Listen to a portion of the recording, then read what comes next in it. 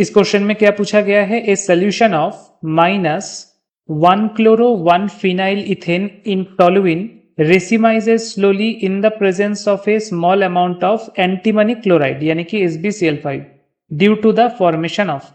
आप तो पहले देखो इस क्वेश्चन का लैंग्वेज थोड़ा सा पेचीदा है लेकिन क्वेश्चन बिल्कुल भी आसान है। आप पहले देखो कंपाउंड क्या है, 1 क्लोरो 1 फिनाइल इथेन, इथेन का फॉर्मूला क्या है CH3, this is ethane. 1 chloro 1 phenyl मतलब इन दोनों में से आप किसी को भी अगर 1 नंबर कार्बन असाइन करोगे तो उसमें एक क्लोरीन ग्रुप लगा है और एक क्या लगा है, बेंजीन ग्रुप लगा है यानी कि PH।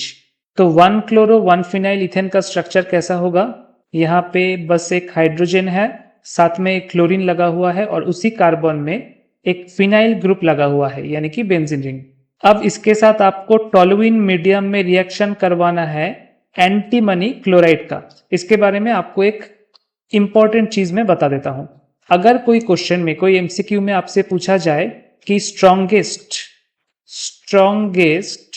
लुईस एसिड कौन सा है, तो उसका आंसर होगा SbF5, क्योंकि SbF5 HF के साथ रिएक्शन करने के बाद क्या जेनरेट करता है, H+ और साथ में SbF6-। ये जो SbF6- है, this is very stable and that is why this H+ is very much available in any medium. और हमें पता है कि लुईस एसिड का डेफिनेशन ही है जिसका इलेक्ट्रॉन एक्सेप्टिंग कैपेबिलिटी सबसे ज्यादा है, उसी को हम बोलेंगे स्ट्रॉन्गेस्ट लुईस एसिड। और SbF5 का कैपेबिलिटी बहुत ज्यादा है, सिर्फ SbF5 का नहीं, SbX5 जहां पे X है हैलोजन यानी कि फ्लोरीन, क्लोरीन, ब्रोमीन एक्सेट्रा, उन सभी एंटीमनी सॉल्ट का एक कैपेसिटी होता है कि अगर उनको X- कहीं पे भी मिल जाए तो वो SbX6- ये स्टेबल कंपाउंड फॉर्म करके एग्जिस्ट कर सकता है। तो यहां पे भी क्या होगा, हमारे पास है एंटीमनी क्लोराइड।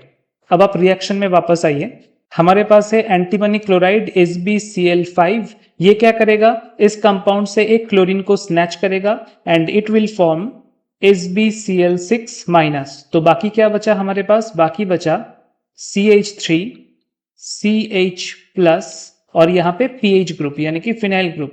तो ये क्या बन गया, this is nothing but A carbocation. और हमें क्या पता है कार्बोकैटायन क्या होता है, लीनियर होता है कार्बोकैटायन।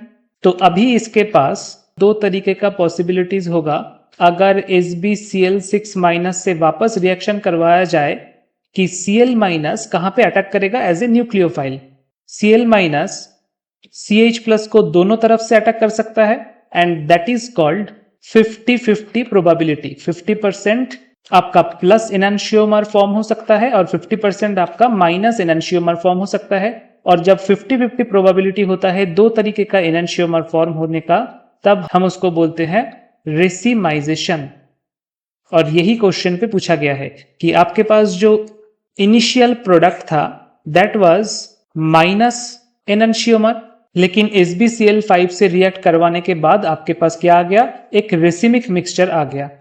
और उसका रीजन क्या है, बीच में आपके पास कार्बोकैटायन जनरेट हुआ है। तो आंसर कौन सा होगा, option 1 carbocation. This will be your correct choice.